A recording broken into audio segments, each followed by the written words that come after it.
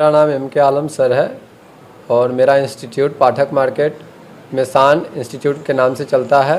पाठक market Ambara चौक। Sir एक सवाल है, आपने शिक्षक बनने का निर्णय क्यों लिया? सर शिक्षण मेरे लिए एक पेशा नहीं है। मुझे हमेशा से नई पीढ़ी के निर्माण में योगदान देने का सपना था और मैं अभी से नहीं लगभग काफ़ी सालों से पढ़ा रहा हूँ। और मेरा सोचना ये है कि बच्चे को समाज में सकारात्मक बदलाव लाने के लिए शिक्षा जो है और जो शिक्षक हैं वही एक मेन कारक हो सकते हैं। इसलिए मैंने शिक्षण को प्राथमिकता दी है और इसके लिए मैंने पढ़ाई की। पढ़ाई करने के बाद मैंने जॉब किया। फिर मुझे लगा मुझे जॉब में उतना इंटरेस्ट नहीं आ रहा था, मुझे अच्छा नहीं लग रहा था, तो मैंने वहाँ से रिज़ाइन देकर फिर यहाँ पे बच्चों को पढ़ाने के लिए कोचिंग संस्था खुला है। आपके शिक्षण का मूल मंत्र क्या है? सर हर बच्चा अनमोल होता है और ये बात सभी टीचर नहीं समझते हैं। उसकी गति और शैली सीखने में जो होता है सबका एक जैसा तो होता नहीं है, लेकिन उसको अगर अच्छा सहयोगी मिले, अच्छे शिक्षक मिले तो उस सब को एक बराबर करके अच्छा मार्गदर्शन दिया जा सकता है। और ये मेरा हमेशा से ये मूल मंत्र रहा है।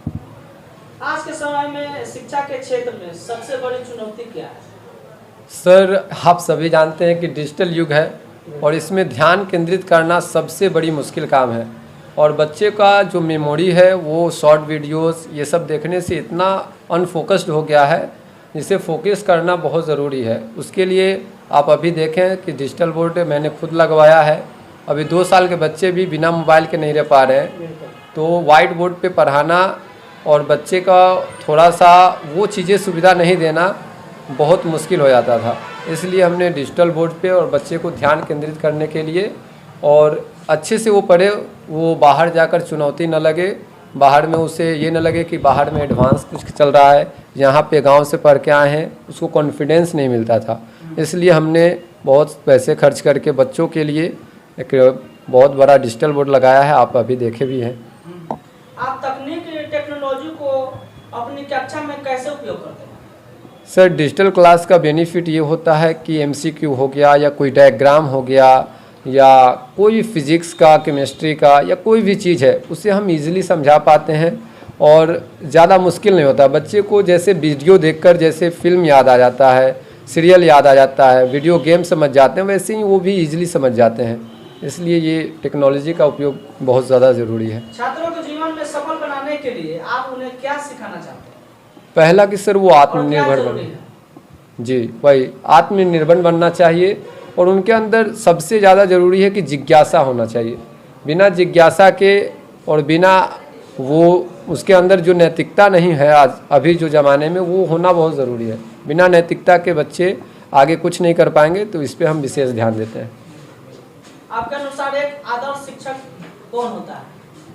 सर आदर्श शिक्षक वे हैं जो सिर्फ किताबी भाषा न पढ़ाकर उन्हें दुनियादारी, ठीक है, बच्चों के उसके खासियत के पहचान कराना, उससे प्रोत्साहित करना और उनके सपनों को साकार कराने के लिए अपने खुद को डिसिप्लिन रखे, बच्चे को डिसिप्लिन बना के रखे और बच्चे को पढ़ाए। ये ना कि क्लास में लाकर उन्हें बस मस्ती करा रहे हैं। इस पर विशेष ध्यान देने की ज़रूरत है। आपने अपने करियर में कौन सा क्षण सबसे यादगार माना है? सर वो इसी साल हुआ है। एक लड़की थी जो 2 साल से लगातार फेल हो रही थी, उसका नाम नहीं लेंगे, आप भी समझते हैं नाम लेना उचित नहीं है। तो वो 2 साल से फेल हो रही थी, उसके पिताजी लेकर आए थे और इस साल वो पास हुई है और बहुत अच्छा नंबर भी आया है। और उनके पिताजी आकर मेरे हाथ पकड़ के और बोलने लगे, सर यह आपका मतलब मेरी बेटी का शादी तक टूट जा रहा था कि इंटर पास नहीं है। और ये लम्हा मेरे लिए बहुत ही यादगार रहा है सर, और वो हमको बहुत खुशी देता है ये सब। आपके अनुसार शिक्षक का समाज में क्या योगदान है? सर शिक्षक जो है वो समाज के एक पिलर जैसे हैं। अगर अच्छे शिक्षक जहाँ भी हैं वो उस समाज को बहुत ही अच्छा बना कर रखे हैं। मेरे पहले भी जो शिक्षकगण रहे हैं जिन्होंने मुझे पढ़ाया है, और अभी जो शिक्षक हैं जो कुछ अजीब हैं, जिनका ना मतलब सिर्फ वो रटाते हैं, बच्चे को रटा कर पास करा रहे हैं, गेस क्वेश्चन करा रहे हैं, बस वैसे नहीं। बच्चे को पूरा सिलेबस पढ़ाए, ऑल सब्जेक्ट का सिलेबस कंप्लीट कराए, एक एक चैप्टर पढ़ाए, एक एक क्वेश्चन को उसको डाउट क्लियर करे, यही सबसे ज़्यादा ज़रूरी है। और उसे नैतिकताओं के अलावा उनकी जिम्मेदारियों से रूबरू कराए। क्या आपको लगता है कि आज के बच्चे बहुत दबाव में हैं? आप इसे कैसे संभालते हैं? हाँ सर, बच्चे अभी बहुत दबाव में रहते हैं। कारण है अभी फ्री फायर हो गया, ऊपर से शॉर्ट वीडियो हो गया। बच्चे का मेमोरी सिस्टम जो होता है वो बहुत मतलब शॉर्ट वीडियो देख देख के उसका जो फोकस क्षमता है वो 10 से 15 सेकंड का हो गया है।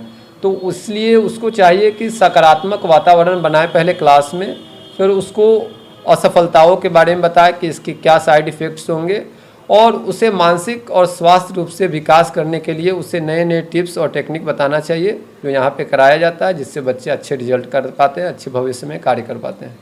बच्चों के लिए फ़ोन अच्छा है या खराब है स्टूडेंट? सर, बच्चे के लिए फ़ोन बिल्कुल अच्छा नहीं है। मेरे यहाँ फ़ोन अलाउड नहीं है क्लास में लाना। अगर कोई बच्चा लाता है तो वो ऑफिस में जमा कर देता है, या तो वो साइलेंट मोड में रखता है अगर दूर से आ रहा है। पढ़ाई करने के लिए फ़ोन सही है? सर, इंटरमीडिएट तक पढ़ाई के लिए फ़ोन बिल्कुल सही नहीं है। पढ़ाई के लिए फ़ोन लेकर देखा जाता है स्टूडेंट जब फ़ोन लेने के बाद में फिर अलग दुनिया में उसमें बिल्कुल चले जाते हैं। सही, आप सही बोल रहे हैं। अलग दुनिया में नहीं, वो पूरा संसार ही वो अपना बदल लेता है, और उससे कई प्रकार के मिसयूज़ भी हो रहे हैं। तो बच्चे को चाहिए कि उसका टाइम, सबसे ज़्यादा मिसयूज उसका टाइम होता है। तो इसलिए पेरेंट्स को चाहिए कि उसको फ़ोन दे तो सिर्फ अपना फ़ोन दे 1 घंटे के लिए। अगर कोई काम है तो दे, कोई वीडियो देखना है क्लास का या कुछ समझना है, कॉन्सेप्ट समझना है, तो ऐसे बच्चे को फ़ोन देना इंटरमीडिएट तक एकदम उचित नहीं है।